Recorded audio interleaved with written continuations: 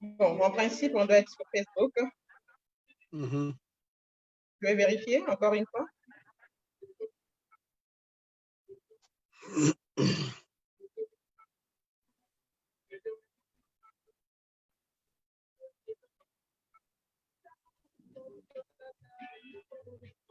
Voilà, nous y sommes, hein. Nous sommes sur Facebook.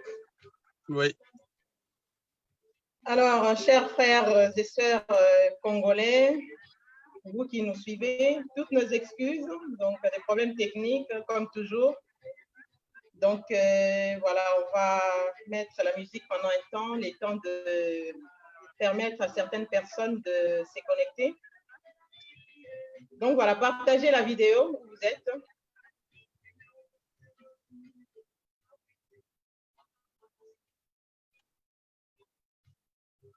Alors, je vais faire pareil.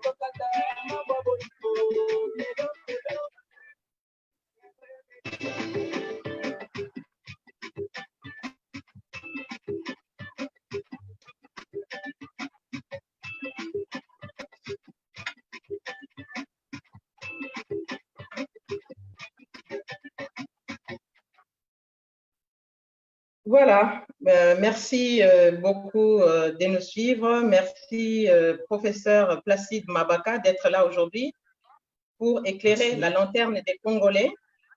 Alors, donc, avant toute chose, j'aimerais que vous vous présentiez donc, auprès du public congolais qui nous suit aujourd'hui, donc pour expliquer qui vous êtes, qu'est-ce que vous faites, et puis vos domaines d'expertise par rapport à la compréhension ou à la lecture de la constitution de la RDC. Et donc, et tout juste après, on va entamer l'émission pour que nous expliquions aujourd'hui en quoi la loi constitutionnelle de 2011 de la RDC est elle-même inconstitutionnelle et que les propositions de loi de M. Minakou et Sakata n'ont pas lieu d'être, ou on va dire reposent sur une constitution qui contient elle-même des aspects inconstitutionnels. Donc, présentez-vous et puis on va attaquer tout de suite cette question. Voilà.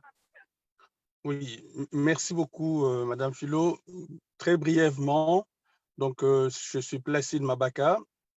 Je suis un docteur en droit et habilité à diriger de recherche de l'Université de Lille, dans le nord de la France. et je suis professeur des universités et on pourra dire expert en matière constitutionnelle. Voilà, très brièvement. Et donc, vous êtes congolais aussi? Mais bien entendu que oui, je suis congolais, je suis né au Congo à Kenge, j'ai grandi là-bas et après je suis venu en France et où je suis depuis près de 30 ans maintenant. D'accord.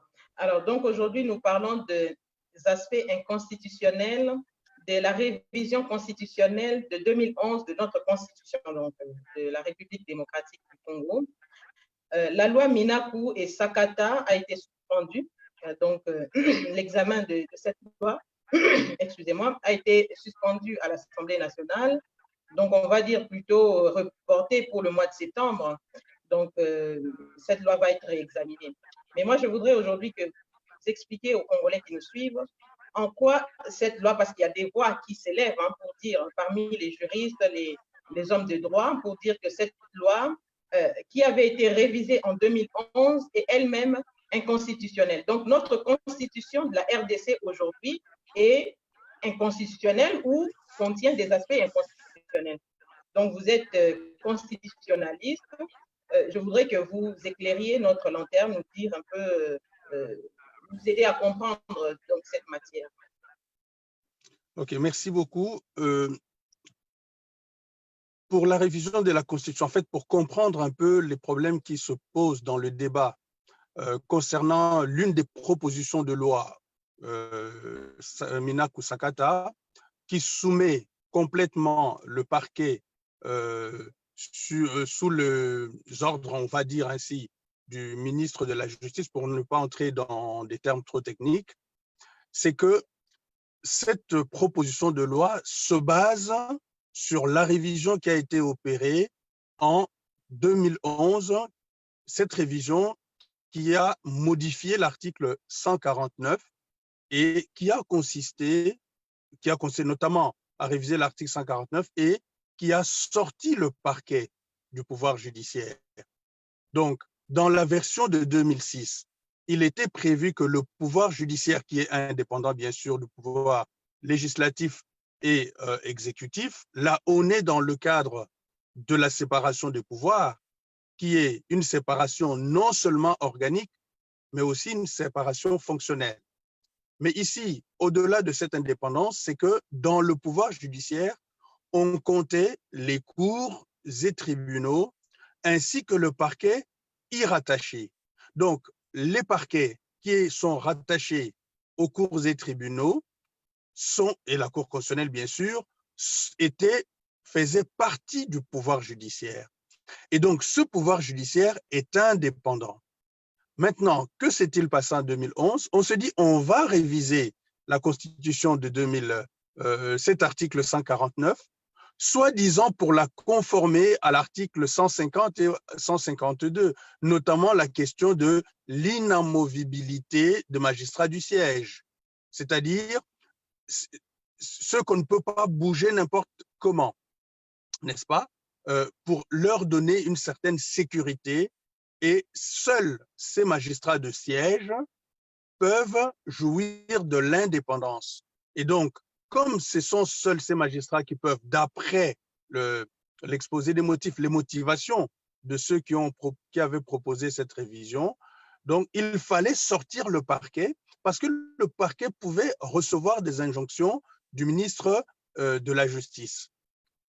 Mais si l'on s'en tient aux dispositions constitutionnelles, la première question qu'il faut se poser pour que les gens comprennent, d'abord, qui peut réviser la Constitution ou qui peut donner l'initiative de révision de la Constitution? Quand peut-on réviser la Constitution?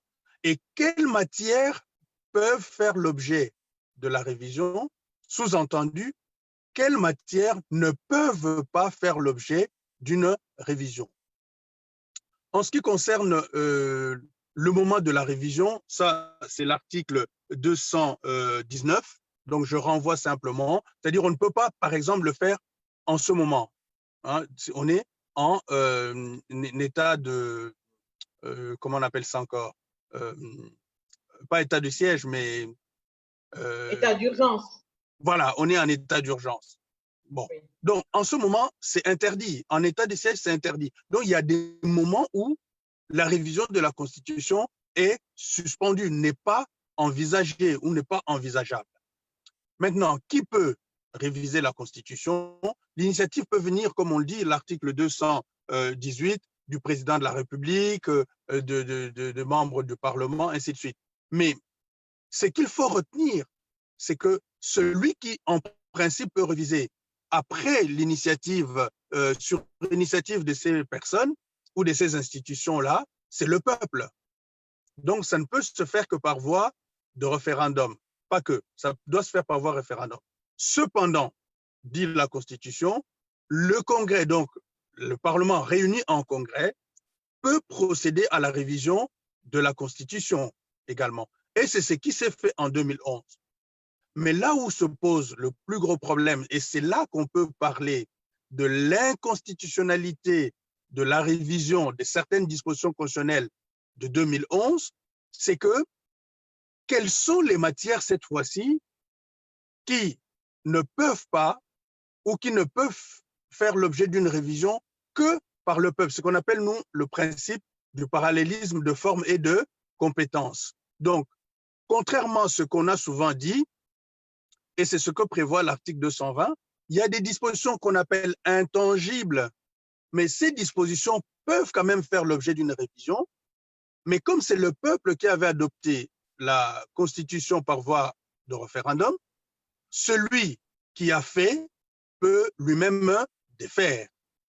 Mais celui à qui on a délégué un certain pouvoir ne peut pas venir modifier quelque chose dont il n'est pas le titulaire, n'est-ce pas? On lui a donné juste mandat.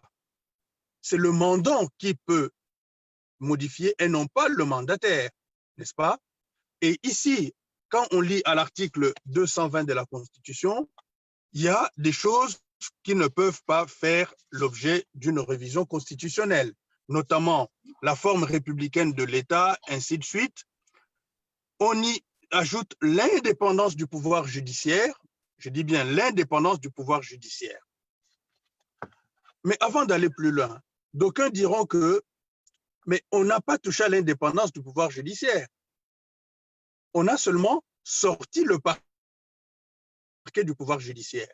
Mais là, l'article 220, alinéa 2, nous dit, est formellement interdite, ça c'est très important, est formellement interdite toute révision constitutionnelle ayant pour objet ou pour effet, c'est là que c'est important, ayant pour objet ou pour effet de réduire les droits et libertés de la personne. Bon, le reste, je ne lis pas. Ici, oui, en sortant le parquet du pouvoir judiciaire, la révision constitutionnelle a entraîné un risque d'une justice arbitraire. Et c'est ce risque-là que certains ont vu exactement dans la proposition de loi Minaku, la proposition de loi organique, modifiant et complétant la loi organique 13/011 du 13 avril 2013 portant organisation, fonctionnement et compétences des juridictions de l'ordre judiciaire. Et cela, pour eux, c'est que le parquet aurait un statut hybride qui met en exergue un système de dépendance institutionnelle et de subordination fonctionnelle du parquet. Et que la soumission des magistrats du parquet à l'autorité du ministre de la Justice a toujours figuré dans les différentes lois portant code de l'organisation de la compétence suite, mais elle n'a pas été suffisamment formalisée. Et donc, s'appuyant sur cette révision de 2011, les députés Minaku et Sakata voudraient formaliser cette dépendance du parquet justement au ministre de la Justice. Si l'on s'en tient simplement à cette révision-là telle qu'elle est faite, le problème ne se poserait pas. En revanche, si l'on considère tel que certains comme moi considérons que cette révision-là a touché à l'article 220 qui interdit justement toute révision constitutionnelle ayant pour effet ou pour objet de réduire les droits et libertés de la personne, dont le risque d'un arbitraire, d'une justice arbitraire, n'est-ce pas? En ce moment-là, la loi qui est proposée, se basant sur une loi modifiant la Constitution qui elle-même est inconstitutionnelle, cette proposition de loi, et la loi si elle est adoptée, doit être considérée elle-même comme étant inconstitutionnelle. Parce que le risque est grand d'aboutir à une justice arbitraire. D'accord. Alors moi, je me pose au-delà de tout ça quand même une question de savoir si la Constitution qui avait été révisée en 2011 contient des aspects inconstitutionnels. Quelles sont les conséquences aujourd'hui donc pour notre nation d'abord et puis nous-mêmes en tant qu'habitants puisque donc nous évoluons en étant régis par une Constitution qui elle-même n'est pas conforme. Enfin, elle n'est pas. Quelles sont les conséquences? Mais c'est que, comment dirais-je, on peut contester en quelque sorte devant la Cour constitutionnelle l'application de certaines mesures qui sont adoptées, n'est-ce pas, qui réduisent, qui ont tendance ou qui ont pour effet de réduire les libertés, ces risques d'arbitraire. Bon, ceci, il faut aussi noter qu'en principe, la révision constitutionnelle fut-elle inconstitutionnelle, la Cour constitutionnelle se soumet en quelque sorte au texte constitutionnel tel qu'il a été adopté. Mais seulement nous, en tant que peuple congolais, et dans la Constitution de 2006, nous avons quand même une arme qui est intéressante, que le constituant a bien fait d'intégrer, que beaucoup ne maîtrisent pas, on en parle, mais c'est une arme qui est efficace. C'est l'article 64, n'est-ce pas? L'article 64 nous précise que tout Congolais a le devoir de faire échec à tout individu ou groupe d'individus qui prend le pouvoir par force et ou qui l'exerce en violation des dispositions de la présente Constitution. Pendant longtemps, on a eu un débat sur « touche pas à mon article 220 », n'est-ce pas? Mais on s'est arrêté sur quoi? Dans cet article 220, « touche pas à mon article 220 », on s'est arrêté sur la durée du mandat du chef de l'État.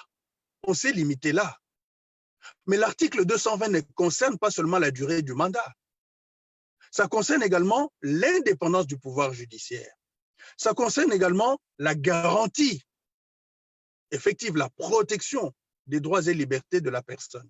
Donc, toute révision, toute décision qui tendrait, on dit bien, soit qui a pour objet ou qui a pour effet, donc qui a pour conséquence de réduire les droits et libertés de la personne, ça ne peut pas être autorisé, cette révision-là. Sauf, je précise bien, si le peuple lui-même décide de le faire, c'est-à-dire dans ce cas-là, la révision de 2011, la loi révisant la Constitution en 2011, la loi constitutionnelle de 2011, aurait dû être soumise au peuple pour adoption par voie référendaire. Donc, il fallait organiser un référendum pour que celui qui avait fait en 2006 puisse de faire cet article 220 en 2011. Or, là, ce n'est pas le souverain qui a révisé le mandat, mais plutôt c'est le mandataire, le simple délégué, donc par voie de congrès, est venu revoir la position de celui qui lui a donné mandat. Est-ce qu'on peut faire…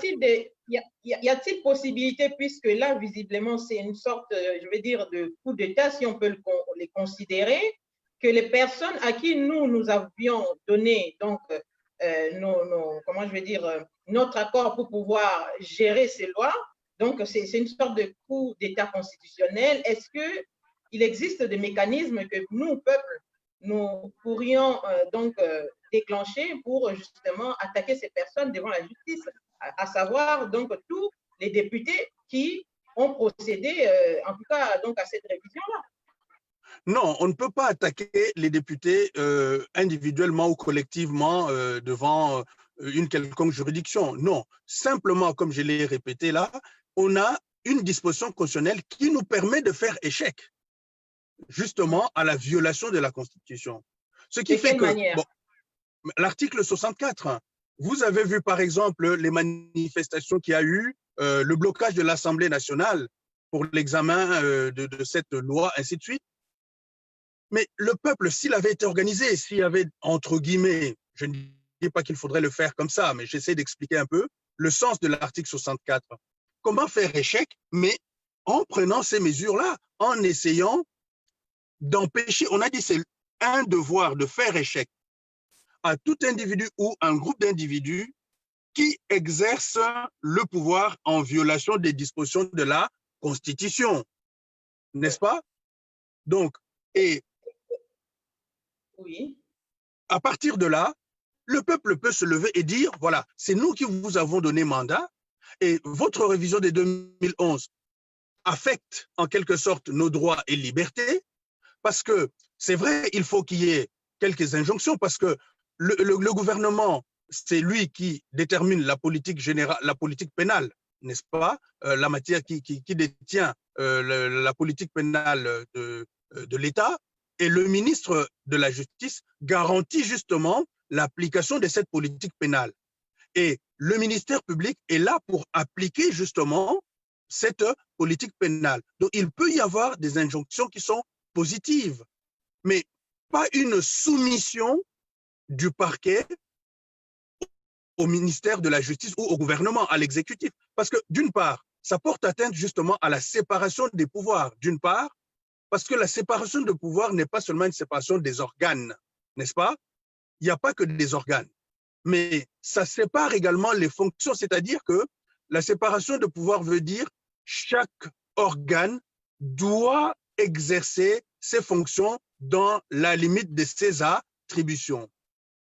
Aujourd'hui, si l'on soumet totalement le parquet au ministère de la Justice et donc au gouvernement, parce que le ministre de la Justice fait partie du gouvernement et le gouvernement exerce de manière collégiale. Bien sûr, le ministre de la Justice lui-même reçoit aussi les orientations, les instructions du chef de l'État et du Premier ministre, parce que le chef de l'État est le chef de l'exécutif, même s'il n'est pas membre du gouvernement.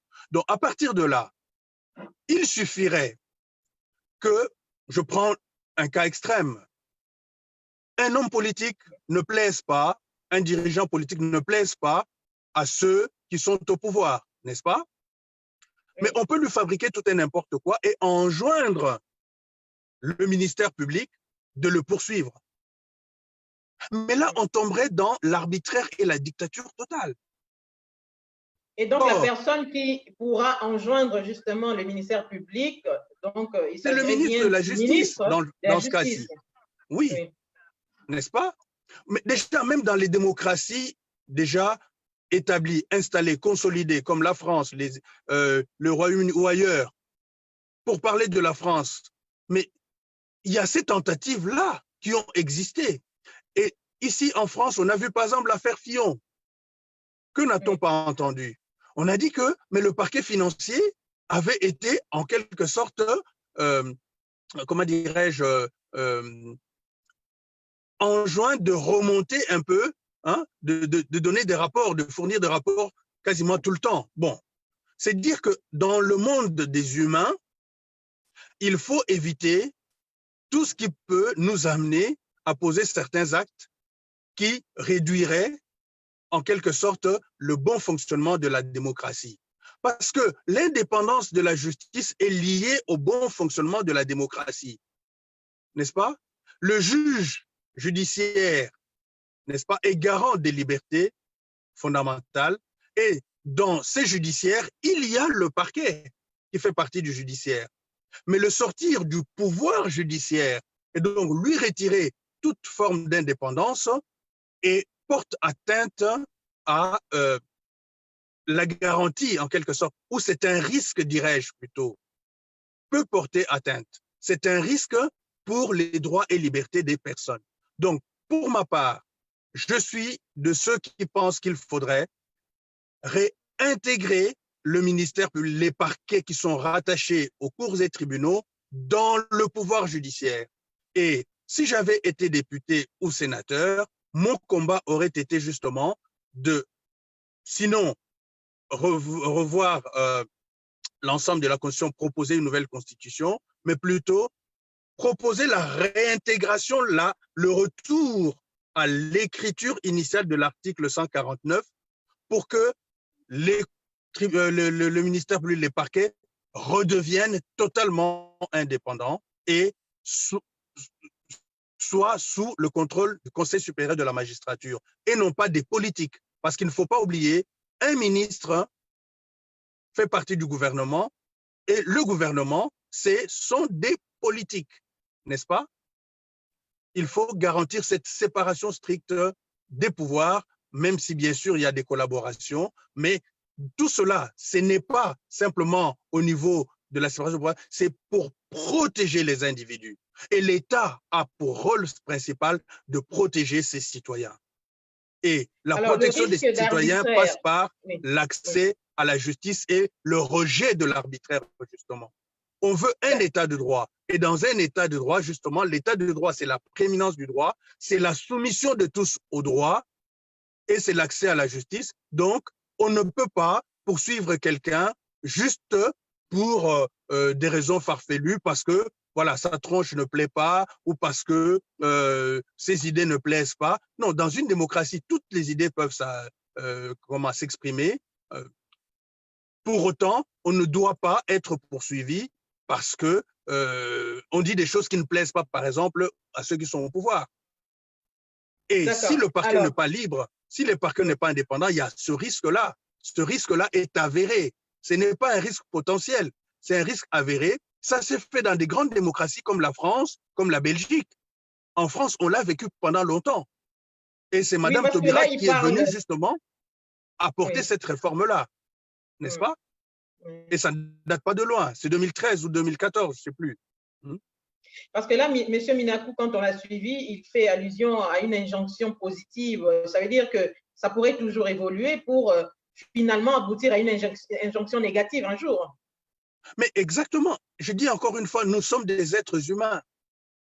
Notre pays a été qualifié de pays corrompu. Nos magistrats, n'est-ce pas?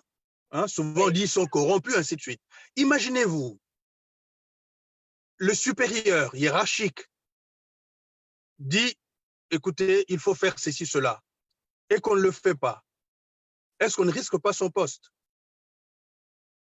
Il y a quand même ce risque de, comment dirais-je, on est un peu, comment je pourrais le dire, il y a cette tendance à la dépendance au supérieur hiérarchique.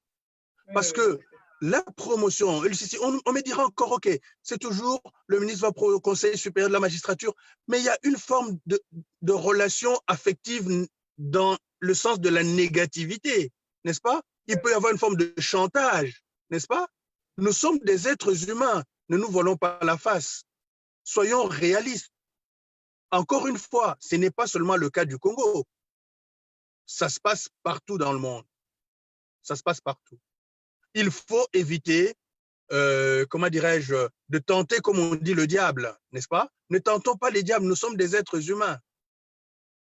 Nous sommes une jeune démocratie qui aspire à l'installation d'un véritable état de droit parce que nous n'y sommes pas encore.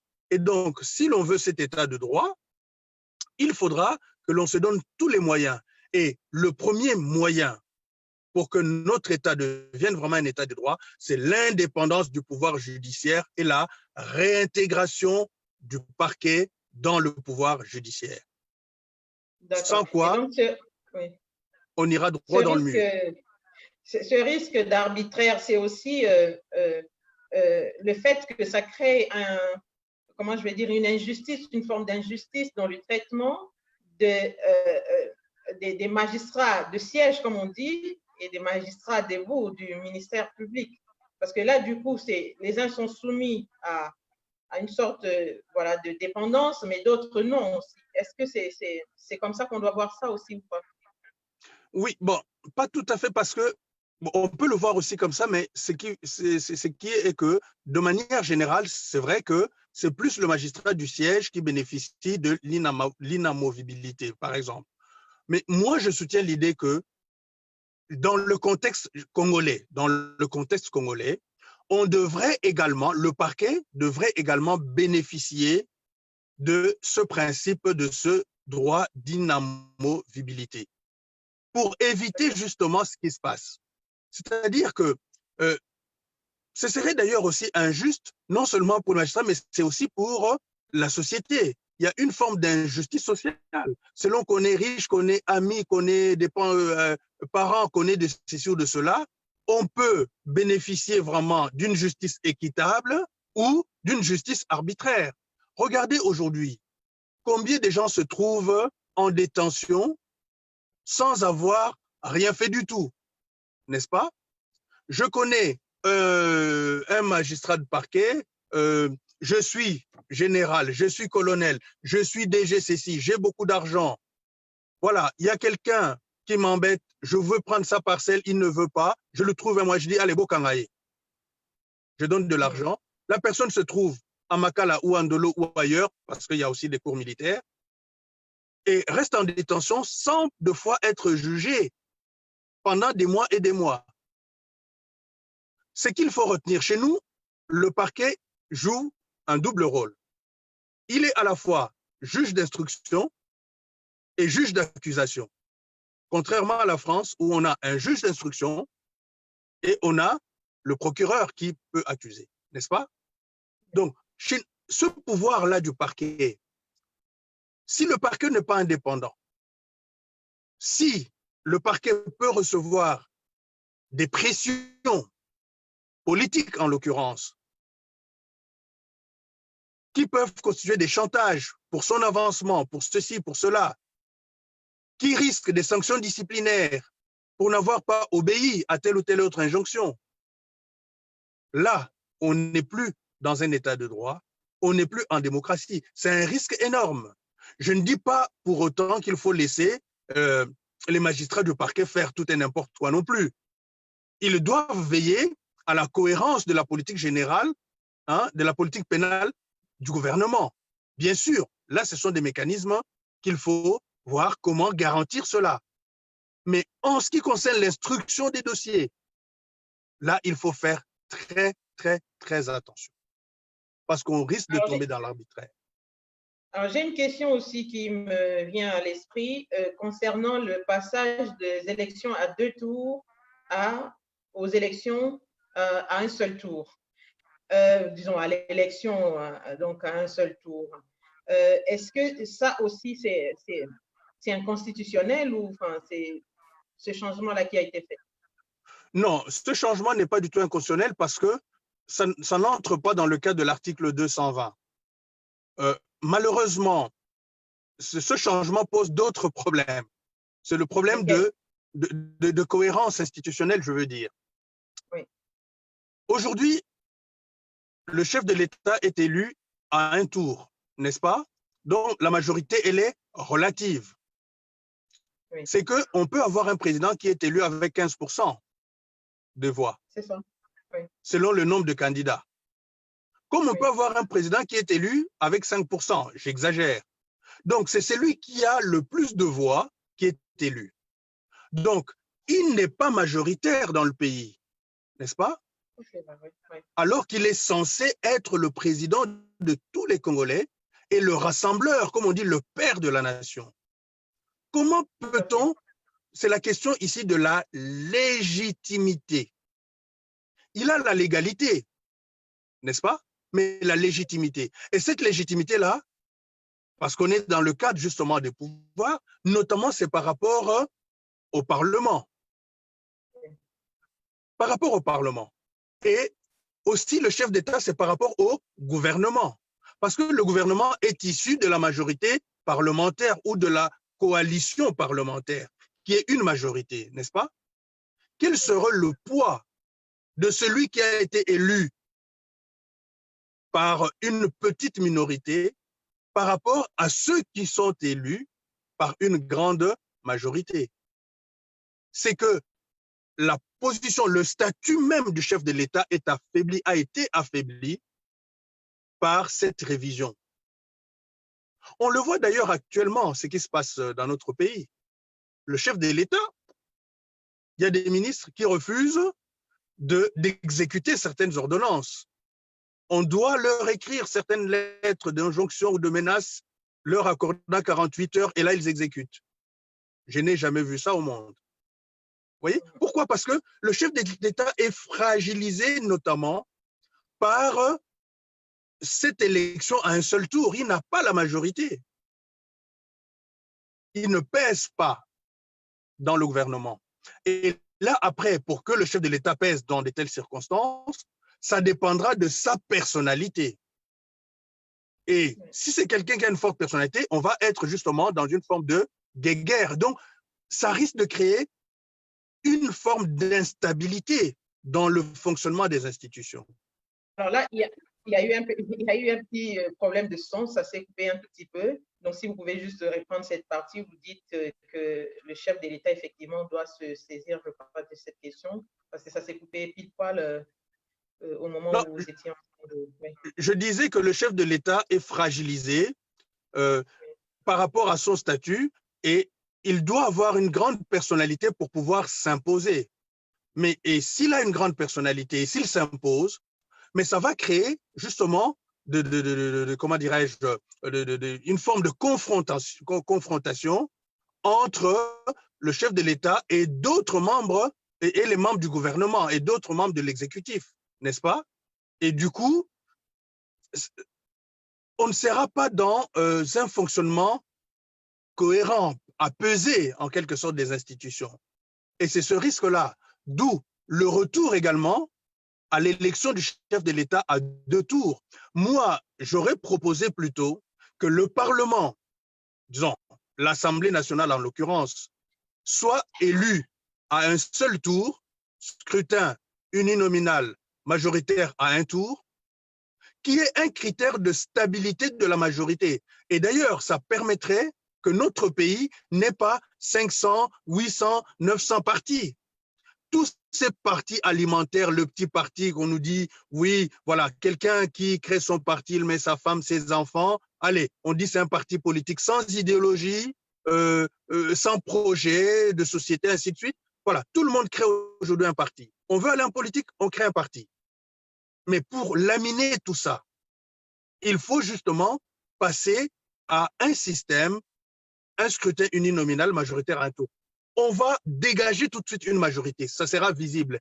On ne va pas être dans des coalitions comme aujourd'hui, n'est-ce pas? Okay. FCC cache, mais ça déstabilise le pays.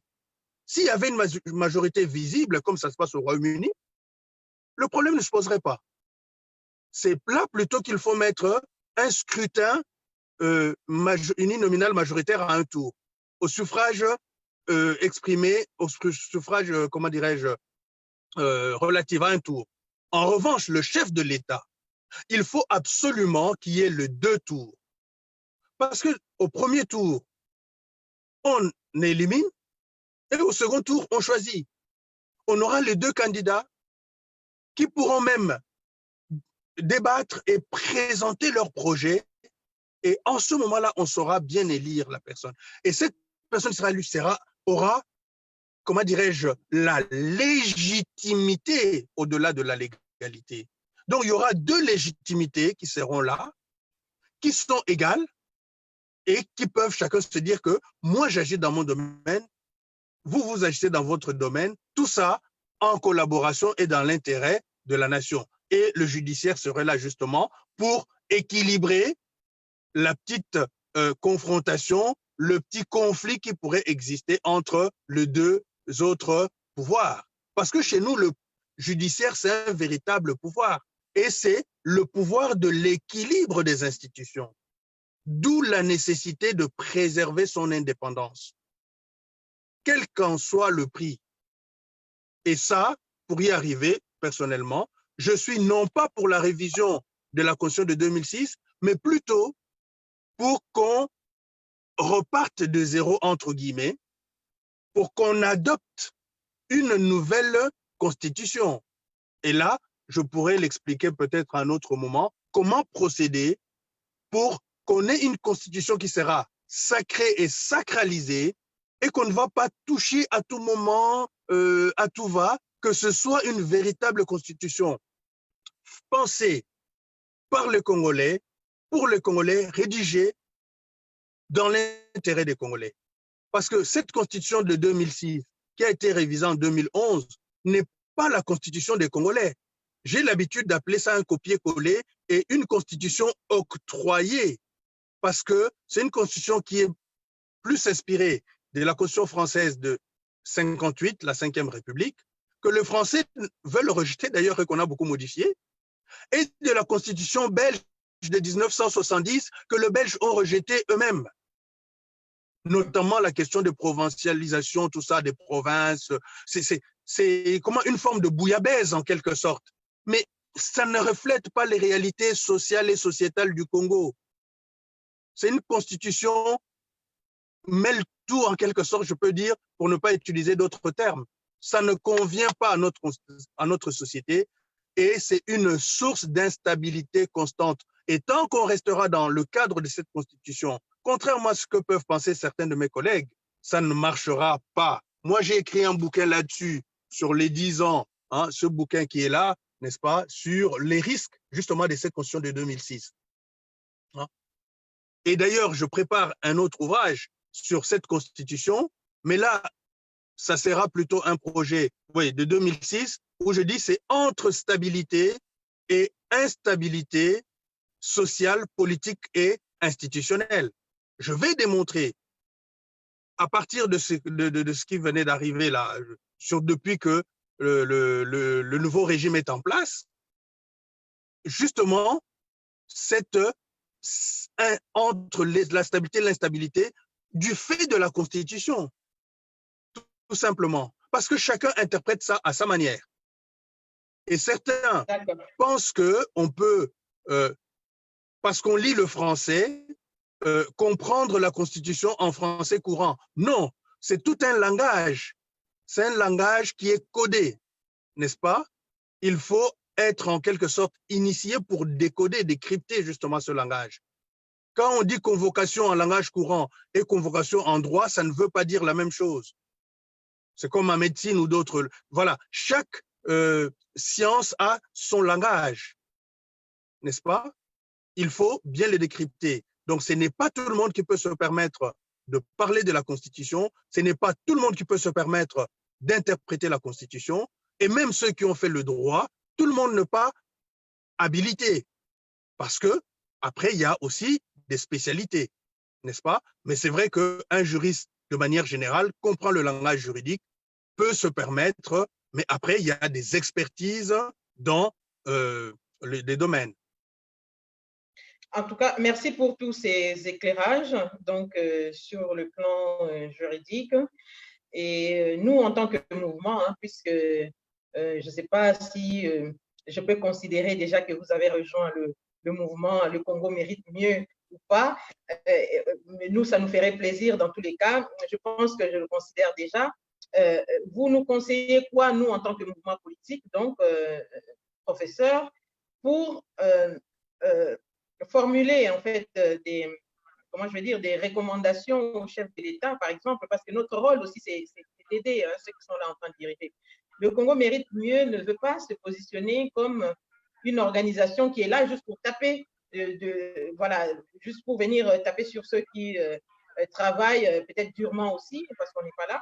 Mais le but de notre mouvement, c'est d'apporter des idées, d'apporter des recommandations pour aider ceux qui sont là. Donc, on n'a pas forcément envie d'être là, donc, dans le cercle du pouvoir, mais on peut apporter des éléments qui aident ceux qui sont là, justement, à mieux faire, puisque nous sommes Congolais, avant tout, si nous aimons réellement notre pays, nous devons, chacun de nous doit faire cela.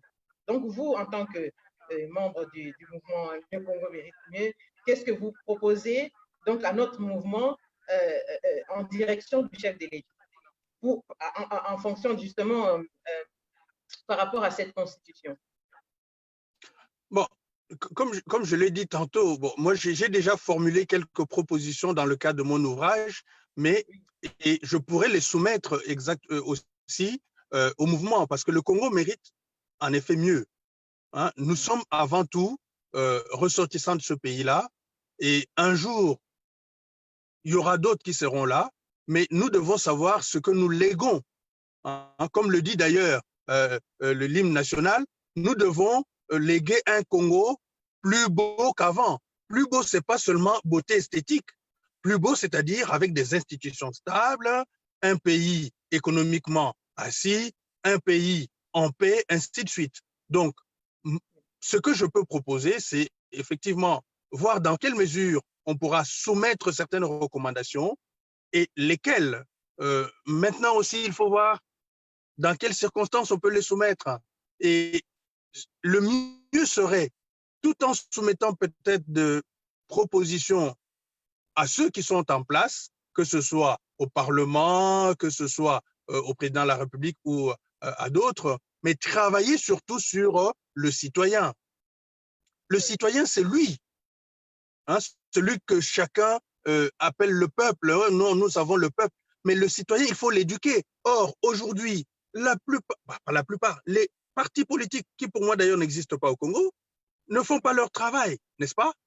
Il faut, comment dirais-je, détruire ce qui existe, je parle symboliquement, et rebâtir, donc, qui est une nouvelle fondation.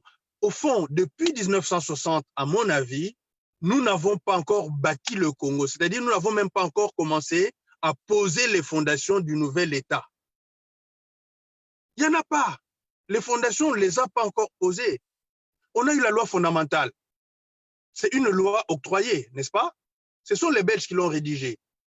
Bon, on a eu la Constitution de 64 qui n'a jamais été appliquée, Louloabour, n'est-ce pas? On a eu 67 issus d'un coup d'État, pouvoir autocratique. On a eu le décret loi modifiant la Constitution Mouzé Kabila. On a eu la Constitution de 2003, la Constitution, j'appelle des belligérants, n'est-ce pas? Et la Constitution de 2006, pour moi, c'est également une Constitution des belligérants. Ce n'est pas une Constitution pour le peuple et par le peuple. Ce sont ceux qui sont venus de Sun City. Avec la Constitution de 2003, c'est ça, je crois, 2003, on leur a donné mandat de doter les pays d'une nouvelle Constitution. Et si on lit ce qu'on voit, ce sont les arrangements, justement, pour plaire à l'ensemble de ces belligérants-là.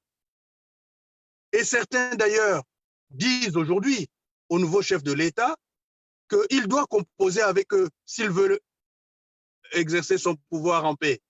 Et s'il ne le fait pas, il sait qui ils sont. Voilà où on en est.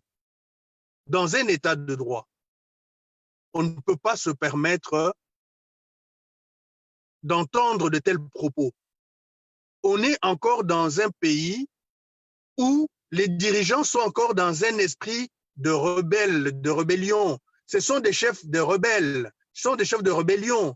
Ce ne sont pas des hommes d'État, je suis désolé de le dire. Et donc, il faut maintenant poser les bases, mettre les fondations pour savoir quel vivre ensemble voulons-nous. Ça peut prendre 2, 3, 4 ans. Voilà pourquoi moi je soutiens l'idée, je proposerai par exemple que le mouvement propose cela, que le moment venu, on verra, on ne va pas tout détailler ici, que ce soit sous ce régime, je préfère d'ailleurs sous ce régime, qu'on élise une assemblée constituante, n'est-ce pas, qui aurait peut-être une petite vocation législative parce que le pays va mal. Et si le pays va mal, pour moi, j'insiste et je persiste, c'est à cause de cette fameuse constitution. Parce que voir ce qui se passe avec une coalition de telle ou telle nature, et on voit que ça a du mal à fonctionner.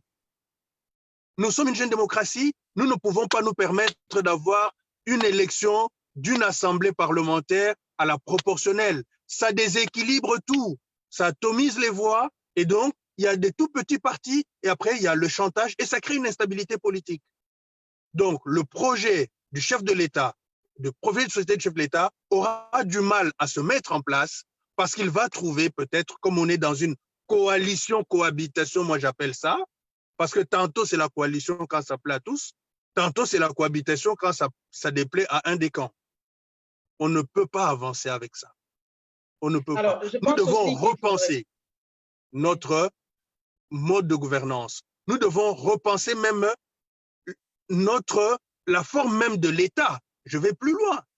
Parce que tel que l'État congolais fonctionne aujourd'hui avec les provinces telles que ça a été conçu, mais on ne peut pas avancer. Regardez combien de gouverneurs aujourd'hui font l'objet d'une motion de destitution. Mais c'est instable totalement. Et ça, c'est dû notamment à la Constitution actuelle, c'est ça? Mais bien entendu, bien entendu.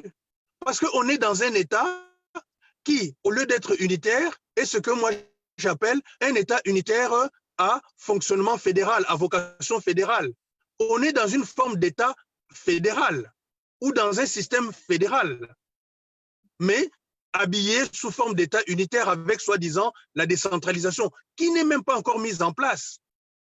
N'est-ce pas?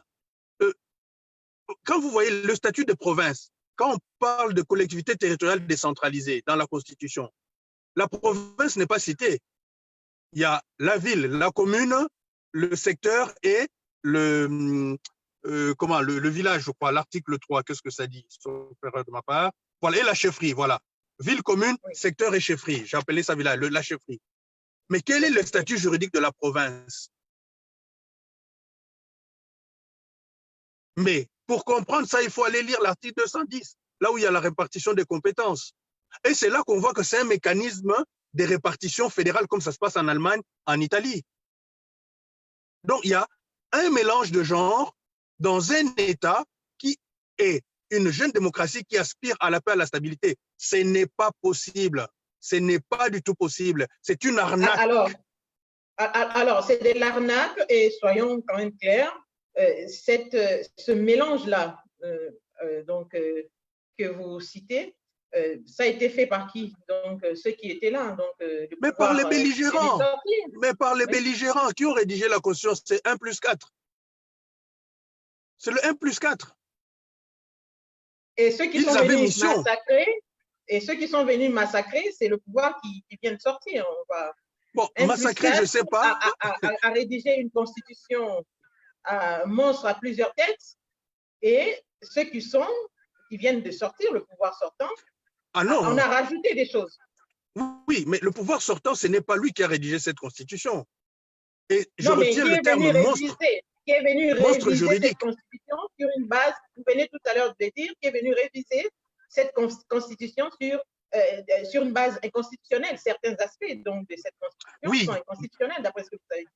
Bien sûr, le pouvoir passé, entre guillemets, qui est toujours d'ailleurs, parce qu'on a la majorité au Parlement et dans les provinces, il ne faut pas dire que ce n'est pas un pouvoir passé, c'est toujours un pouvoir actuel. C'est pour mieux comprendre, mais voilà. Là, donc, ce pouvoir-là a en quelque sorte consolidé, comment dirais-je, renforcé ce monstre juridique, n'est-ce pas?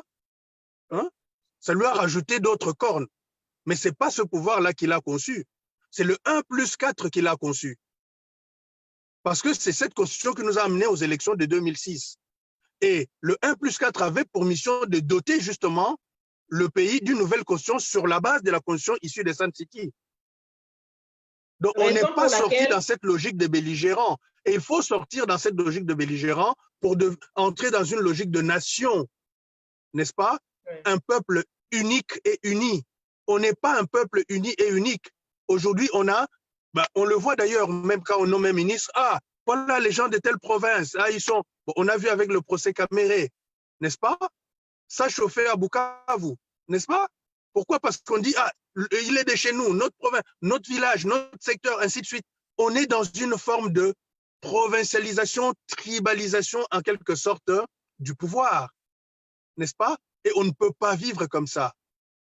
J'admire encore mieux, entre guillemets, sans être nostalgique, cet esprit un peu du Zaïre, où on ne distinguait pas tel est Moulouba, tel est ceci, tel est cela, tel est Moukongo, tel est Mungala, ou que sais-je. Donc, on vivait en tant que Zaïrois et fier de l'être. Pourquoi? Parce qu'il y avait un chef qui était là. Il y avait une vision. Bien sûr, tout n'était pas parfait, mais au moins on était unis. Mais aujourd'hui, moi qui suis de Bandundu, je ne peux pas prétendre me présenter comme un candidat gouverneur dans le Kasaï.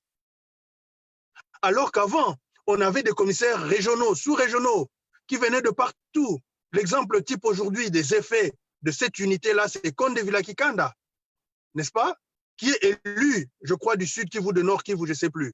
Mais un du Bas-Congo. Pourquoi? Parce que quand il était commissaire d'État, pas commissaire, commissaire régional à l'époque, le travail qu'il avait fait à l'Est, les gens n'ont pas oublié. Et c'est ça qu'il faut.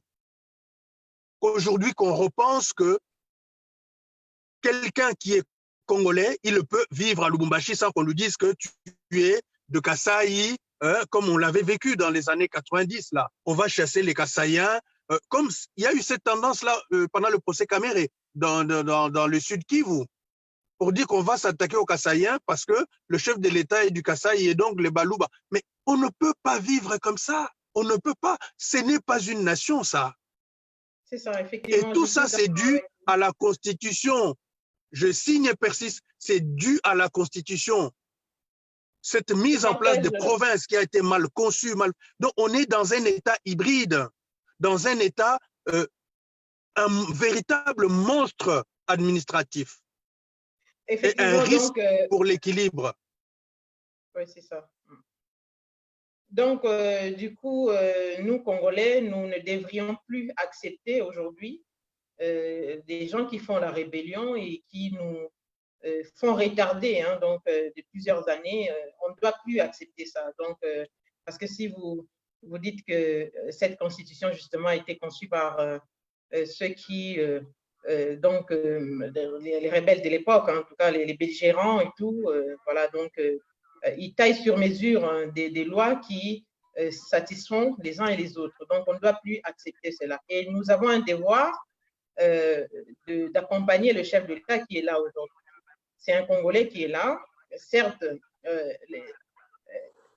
les accords qui ont été signés sont peut-être pas connus de la population, aussi compliqués. Ça se traduit par toutes les difficultés que nous voyons actuellement.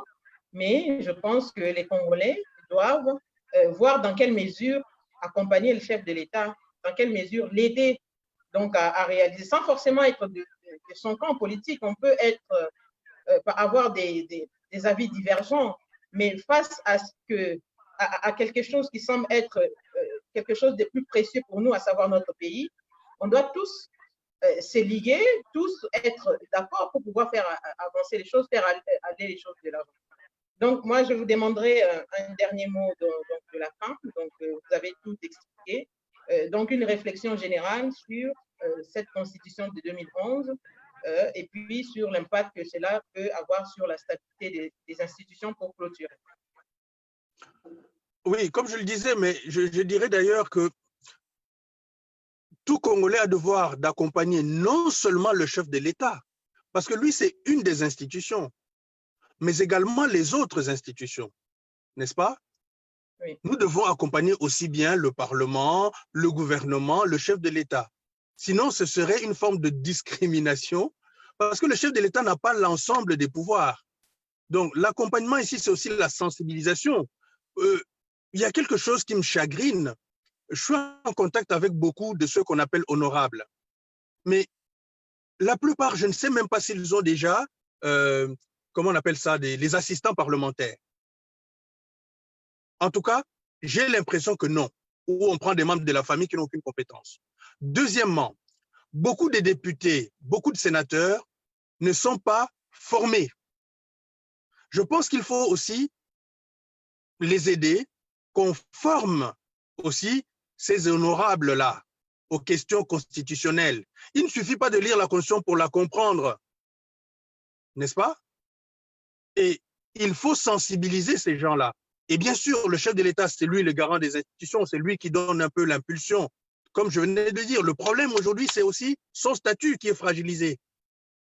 C'est ça le problème.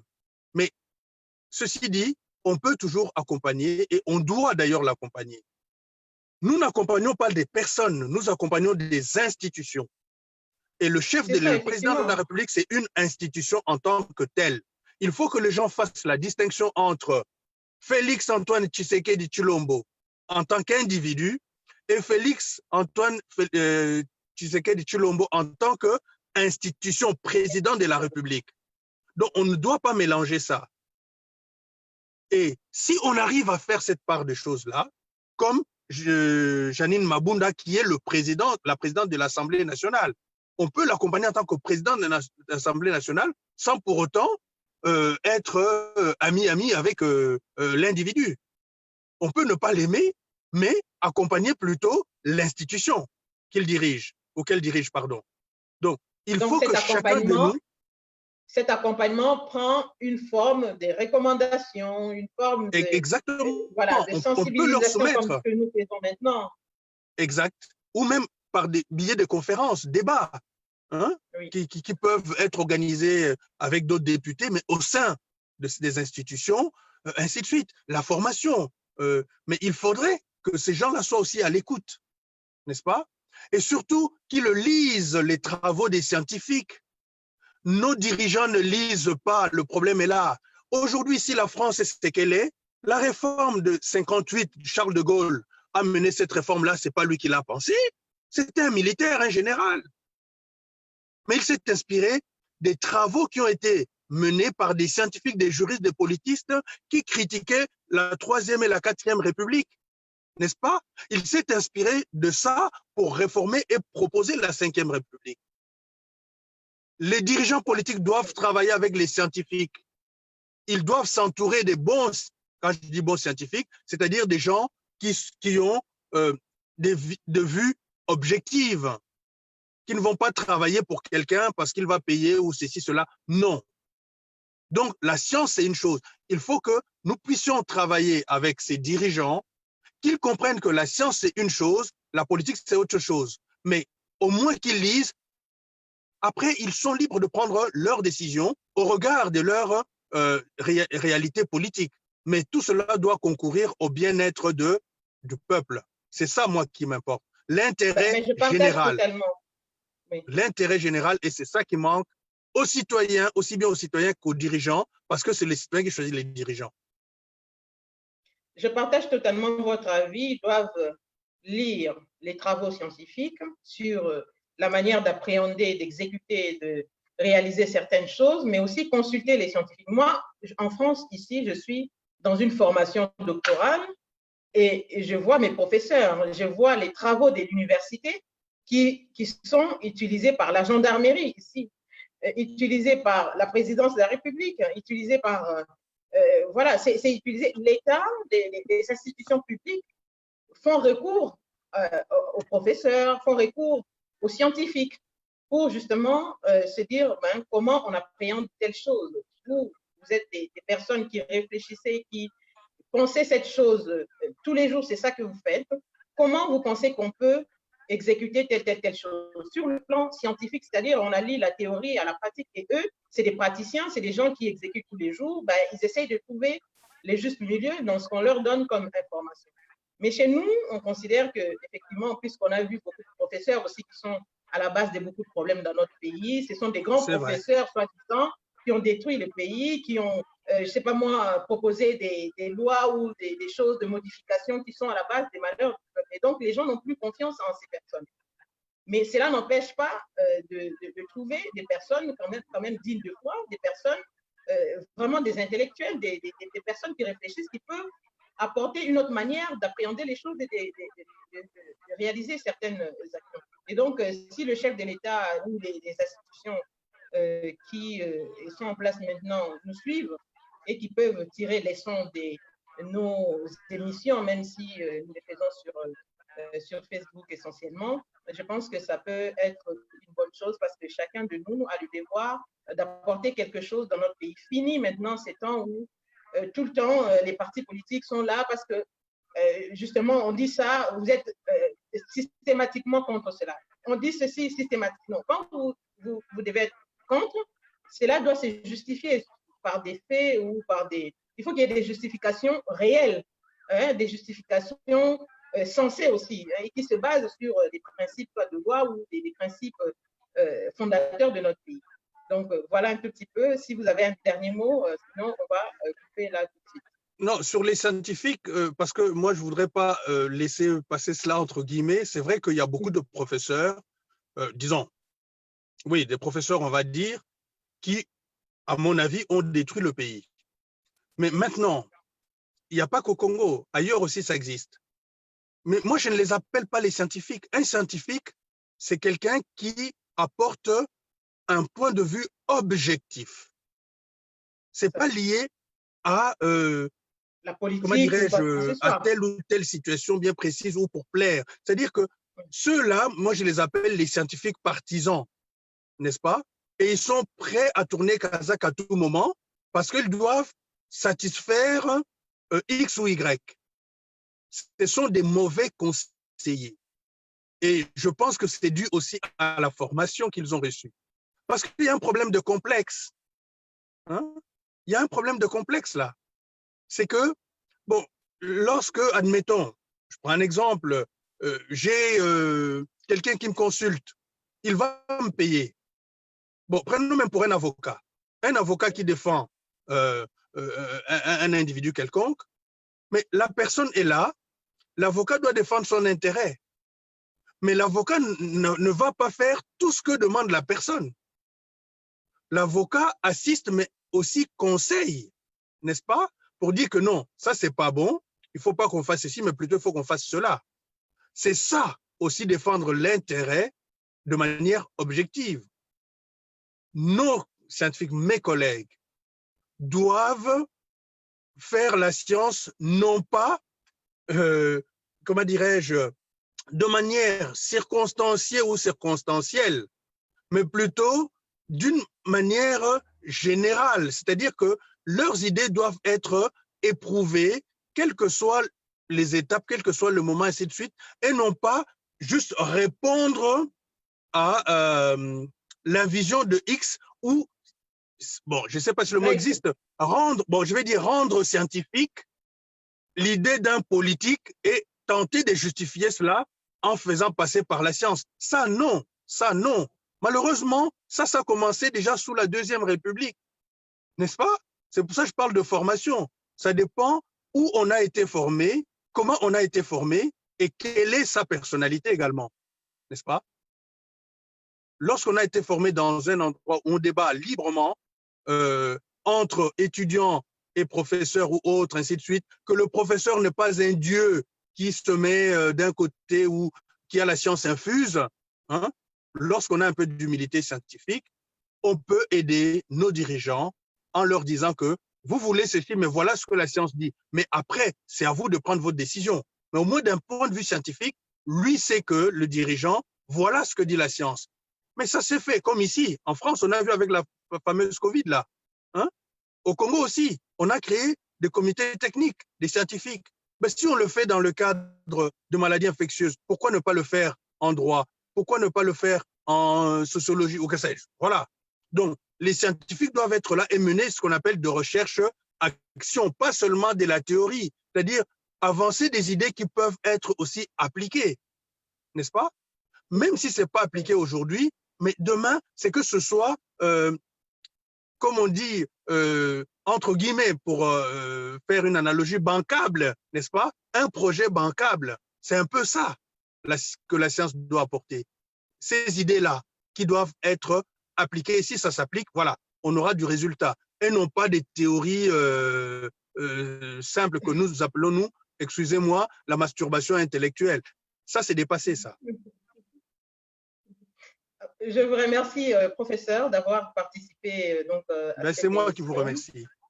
Et je pense aussi que cela a plu à ceux qui nous ont suivis. Et donc, on reste en contact et je pense que vous serez là de manière permanente donc, dans notre émission pour parler aussi d'autres sujets, donc maintenant que vous avez rejoint le mouvement.